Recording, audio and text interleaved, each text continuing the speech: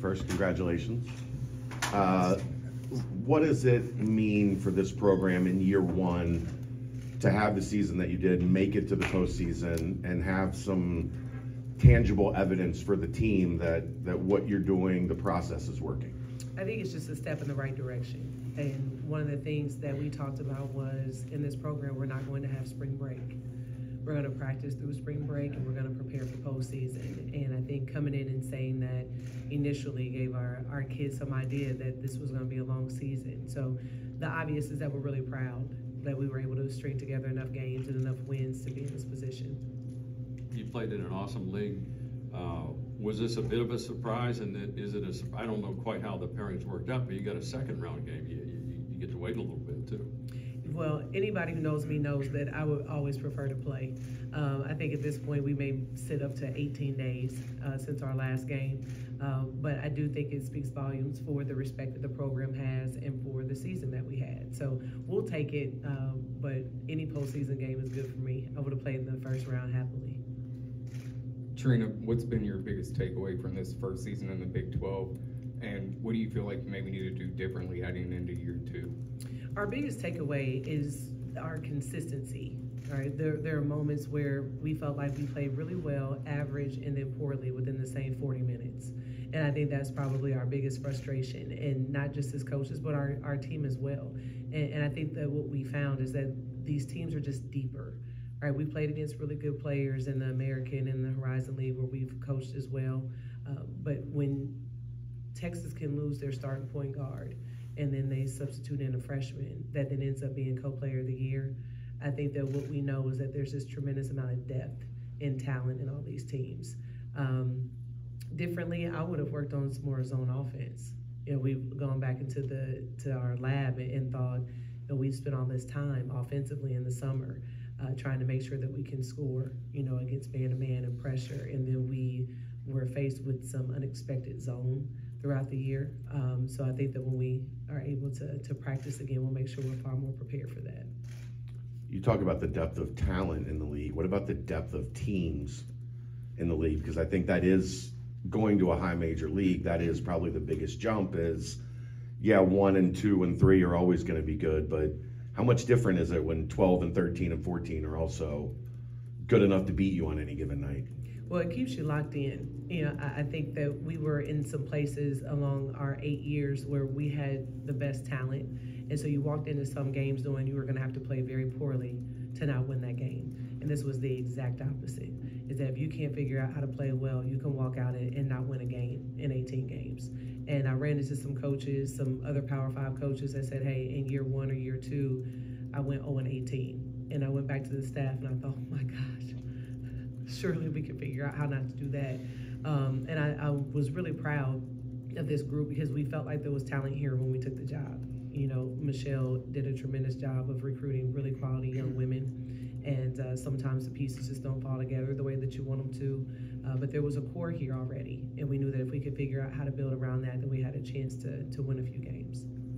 I think I read where Eastern Kentucky's having some work done on their gym, and so if they were to win, would you then have the opportunity to host that game?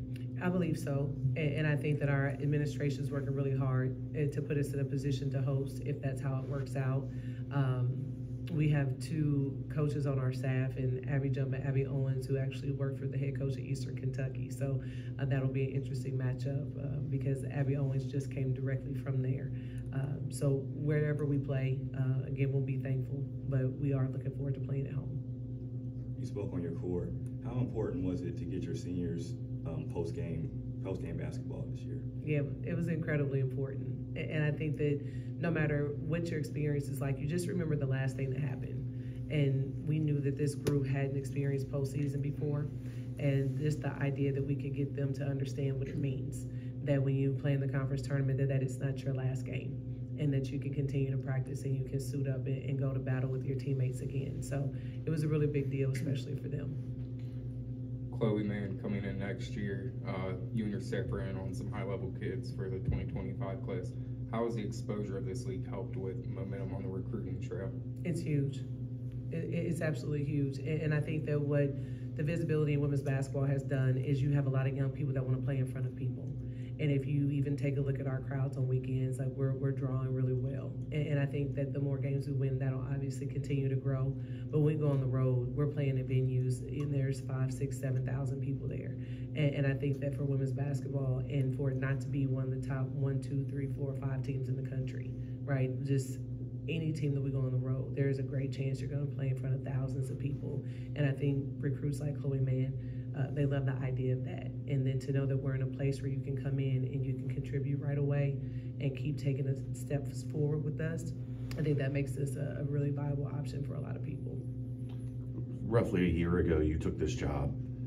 I'm sure you had short-term vision, long-term vision. When you look at that short-term vision, how close did you come to accomplishing what you set out to accomplish in that first year of, running the program and being at the helm? Close. I feel like what we were striving for was a winning season, and I think that got a little sideways there for us when we lost a few in a row, and then we dropped a couple that we felt like we had a chance to win. But again, this team, instead of falling into a pit of, oh no, we're losing, and this is familiar, and we're going to keep falling. Instead, they said, hey, let's get together and pull ourselves up. And I think that was why we were able in the last 10 games or so to win a couple, and to win the first game in the Big 12 tournament. That was a big deal too. We played an opponent for the third time, and we all know how hard it is to beat someone 3 times. And our kids stay locked in, and I think that spilled over into practice. We are excited. We are working hard. We're still taking charges and going after loose balls. So I think that we're just in a good space.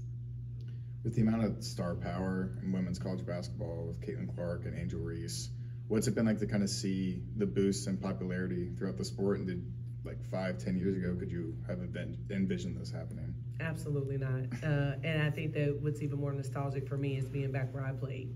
And they already think I'm a dinosaur when I talk about things, because we didn't have media timeouts my freshman year. So the only time you got a break was when a coach called a timeout. And anybody who knows Lori Purtle knows she does not like to call those. She holds them to the end. And then we got radio timeouts my sophomore year. Then eventually we got into some media timeouts. And so no way could I imagine that we're talking about not being able to get tickets to the Final Four, or knowing that the Big Ten tournament in Indianapolis, where I grew up, is sold out and can't get a ticket. So it's an incredible time to be a part of women's basketball. There was a bald Irish guy that used to sit in that chair that used to say about the Big East, you're always 1 week away from a 3-game losing streak. Mm-hmm. How do you adjust to that as a coach, knowing you have to be on point? And I know it's similar to the question I asked earlier, but you always have to be on point in your preparation in everything you do every day, because one bad week can result to, like you talked about, a situation where you've lost a couple in a row and now you're trying to keep it from going sideways. Well, as a head coach, it's when your staff becomes even more important, right? Because I can go in there and I can be grumpy and I can be in a bad mood because we have not lost as much since I've been a head coach. And that's when our staff comes in and says, hey, we're doing a great job. And the reason we know we're doing a great job is we walk in every day and our kids are happy. And that's what kept me motivated, is the staff, and knowing that our kids are looking at this season and saying, hey, we're competing. And sometimes as a coach, you're like, that's not enough.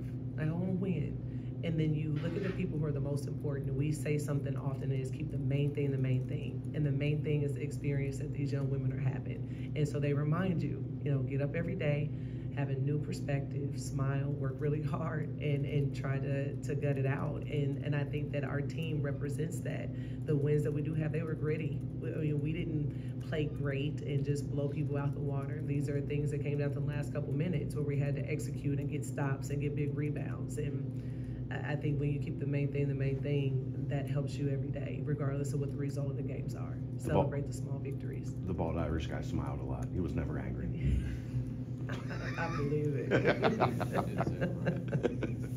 You spoke a little bit about how so much has helped with the women's game and recruiting. It's helped being in the Big 12. From your perspective, though, trying to find that next superstar, how is it different from you as a recruiter?